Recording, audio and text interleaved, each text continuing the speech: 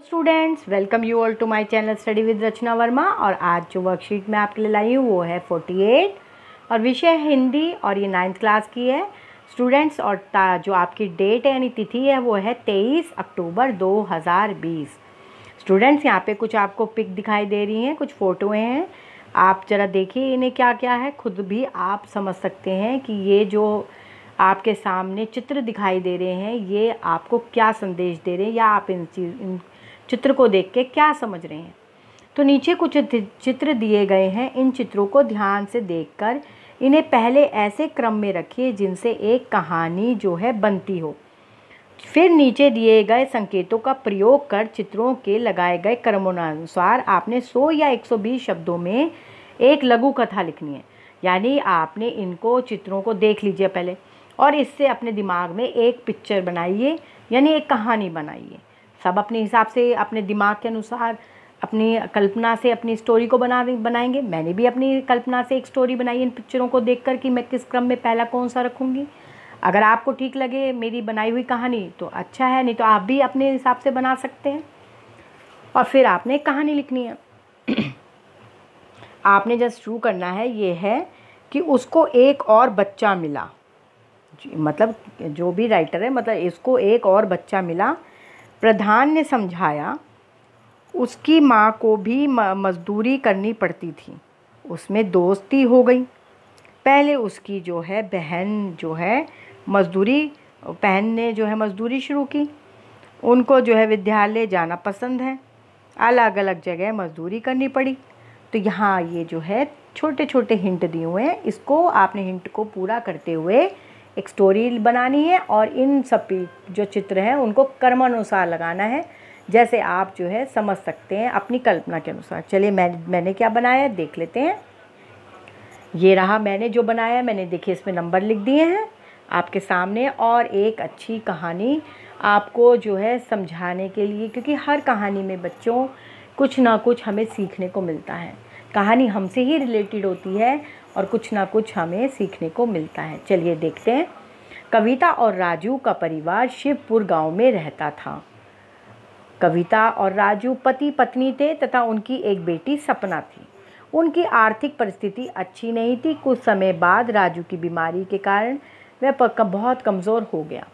Doctor ने उसे मेहनत का काम करने से मना कर दिया। पत्नी कविता ने उसे घर पर रहकर आराम करने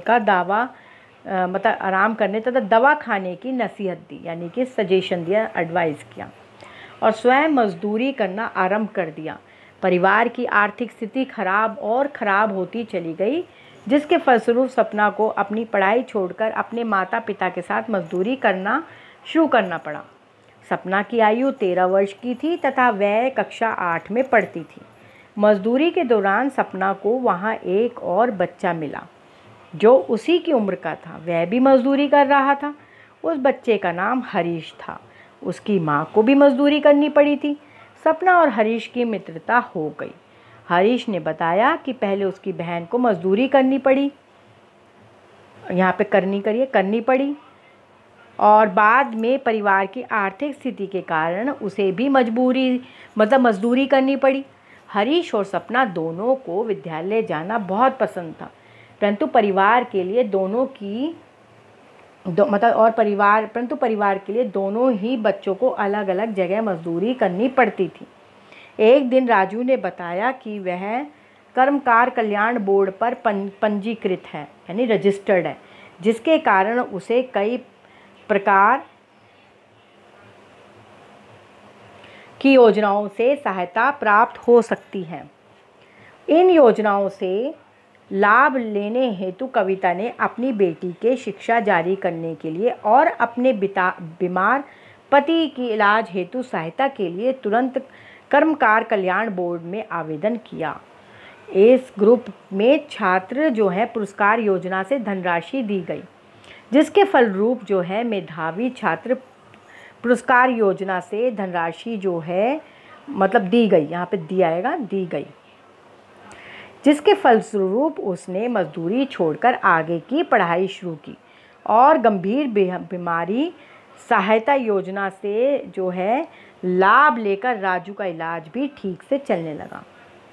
तो यहाँ पर आपको जो है कुछ जो है कल्याण बोर्ड के नाम बताए हैं, धनराशि बताई है और जो है सहायता योजना बताई है।